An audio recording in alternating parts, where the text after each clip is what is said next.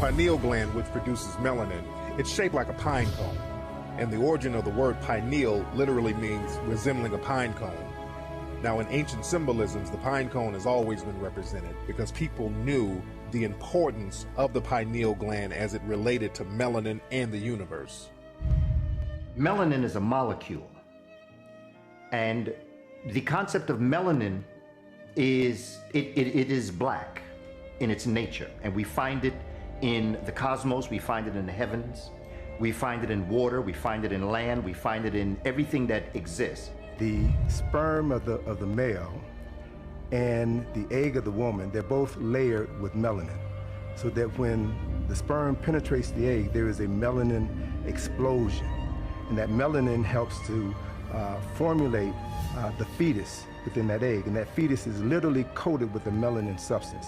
And that melanin substance then goes on to form the brain and the central nervous system. So every human being begins with a melanin explosion. Melanin is an intelligence.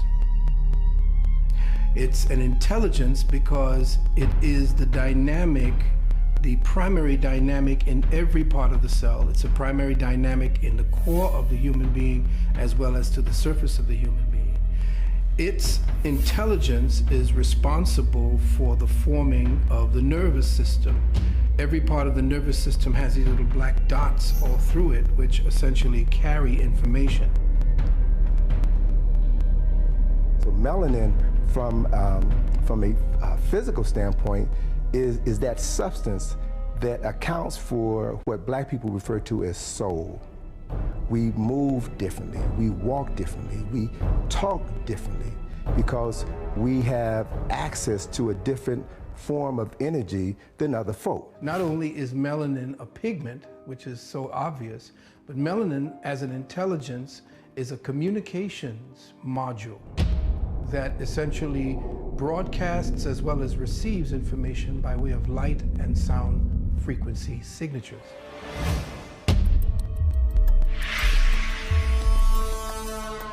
Scholars and scientists have been having conferences about melanin, to my awareness, at least since the 1920s. The pineal glands of most of our white brothers and sisters are calcified, and so they make less melanin. And that comes from the historical relationship to what we call the Wormian Ice Age, that 10,000 years of glacial freezing that happened in Europe after the Africans who were the Grimaldi moved up there.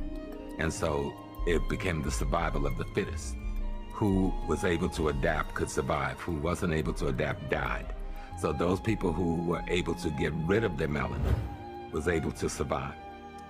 These scientists said that the pineal gland, they refer to the pineal gland as a vestigial organ. That is a calcified gland within the body that serves no purpose, as if the creator would create something that you didn't need. And it was only after the Vietnam War, in the late 60s and early 70s, that they began to rewrite their interpretation of the pineal gland. The reason for that was that a large number of African Americans fought and died during the Vietnam War. And whenever a soldier dies, there's an autopsy that's performed before their body is sent back to Dover Air Force Base. And what they discovered, what these physicians discovered, is that when they performed the autopsies, the 75 to 80% of the African American soldiers had a large functioning pineal gland. The pineal gland is normally about the size of your thumb. So it was not a vestigial organ in 70 to 80% of African Americans, but it is a calcified organ in 75 to 80% of people with European ancestry. So they began to reevaluate the pineal gland. They began to reevaluate melanin. I think if you talk to Dr. Welsing, she'll tell you this is about genetic annihilation or genetic survival. You find that the elements of the human family that find themselves suffering from the ecology that we're in, they're struggling to survive and to be able to maintain themselves. All nations, European nations and America, white Americans, are at minus birth rate right now. Not zero birth rate, where they're keeping up with the natural death. They're at minus birth rate. And so that's why there's so much emphasis on artificial birth creation and other ways to have babies and make babies that are beyond the normal.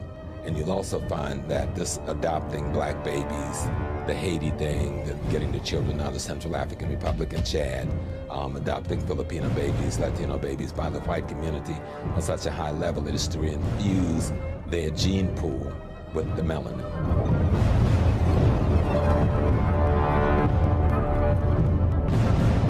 Up until 1959, Africa was dominated by the colonial powers, and by the colonial powers of Europe having complete control over Africa, they projected the image of Africa negatively. They projected Africa always in a negative light. Jungles, savages, cannibals, nothing civilized. And naturally it was so negative until it was negative to you and me. And you and I began to hate it. We didn't want anybody to tell us anything about Africa, and much less call us an African. And in hating Africa and hating the African, we ended up even hating ourselves without even realizing it. Because you can't hate the roots of a tree and not hate the tree. You can't hate your origin and not end up hating yourself. The rest of the universe. Dark matter is thick and rich with melanin. It births stars, quasars, and nebulas. It is the stuff that cradles solar systems and galaxies and suns beyond suns. Melanin allows us optimal health. The more you have, the better your chances are for stellar health. Light-skinned, brown-skinned, dark-skinned, you are a manifestation of the Creator.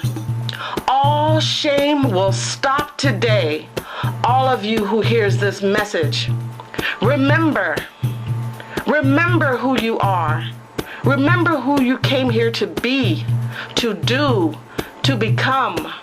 When you look in the mirror from now on, you will see a miracle and say to yourself, I am made in the image of my Creator, which makes me significant, good, wonderful, and magnificent.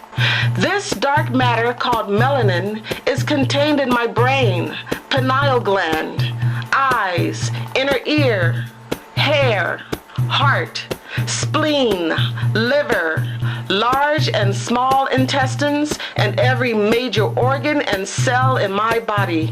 When I wear my melanin with acceptance, everyone around me benefits. From this day forth, I will accept myself and all the gifts that come with it. Thank you, Creator. In accepting myself, I am home. So celebrate your melanin. Don't let anyone ever make you feel ashamed, insignificant, or inferior. They make you feel bad because you have it. They try to make you feel less than. They are jealous.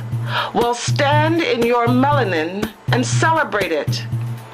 When you see a child or a teen, tell them how beautiful and significant they are. Tell them what it does. It allows us to bring forth beautiful music, write and play instruments. It allows us to create. Celebrate it. Celebrate this biological living light. Until next time, I love you, my dark-skinned, brown-skinned, light-skinned sisters and brothers.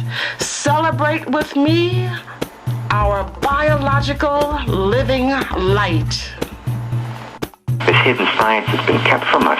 One of the things that's been kept from us is the ether. The ether is there. It's the ultimate medium that we're absorbing all of the time. And what a G-force is... Is it the dark matter that they think is out there? Yes. What dark matter is light matter. It's light. Yeah. Their dark energy is actually light energy.